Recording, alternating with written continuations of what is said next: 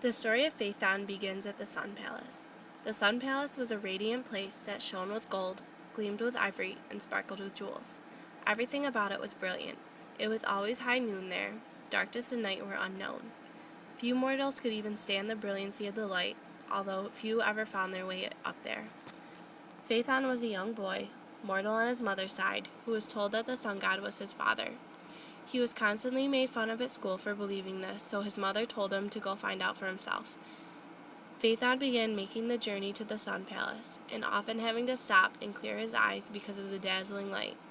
But what brought him there was so urgent, he kept moving forward to the palace until he entered into the throne room where the sun god sat.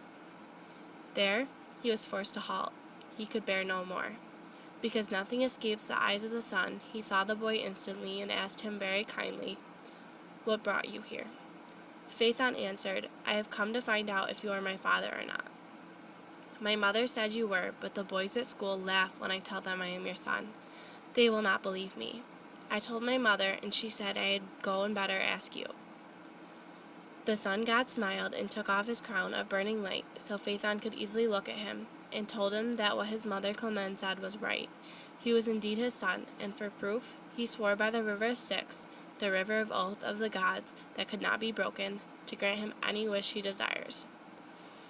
Phaethon had always watched the sun riding through the heavens, telling himself with awe and excitement that it was his father up there, and his only wish was to take his place. He said to his father, "I choose to take your place, father. Let me have your car to drive." The sun automatically realized his own mistakes. He knew that no mortal could drive his chariot, not even any other god beside himself could do that. No matter how much the sun god tried to talk him out of this wish, Phaethon was not changing his mind. All he could see was himself proudly standing in that wondrous car, with his hands triumphantly guiding those steeds which Zeus himself could not master. He didn't even give a second thought to the dangers his father detailed. He felt no fear and had no doubt of his own powers. And because the sun god swore by the river of Styx, there was nothing in his power he could do, and he had to grant him this wish. There was no time to do anything. The stars began to fall out of the sky, and dawn began to approach. The gatekeepers of Olympus stood waiting to open the doors wide. The horses had already been hooked to the car, and proudly and joyously, Phaethon mounted it and they were off. And just for a few amazing moments, Phaethon felt himself the lord of the sky, and then suddenly there was a change. The chariot began swinging wildly, and the pace fastened, and he lost control. The horses could tell by the light grip of the reins that this was not their own driver, and they were now the masters. No one else could command them. Phaethon became half fainted with terror and let the reins fall.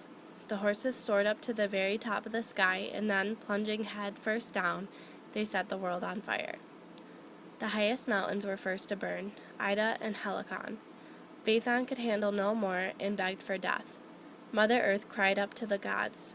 The gods realized they had to act quickly, and Zeus seized his thunderbolt and hurled it at Phaethon, and it struck him dead, shattered the chariot, and made the maddened horses rush down into sea. Then the mysterious river Eretus, which no mortal eyes have ever seen, put out all the flames on earth.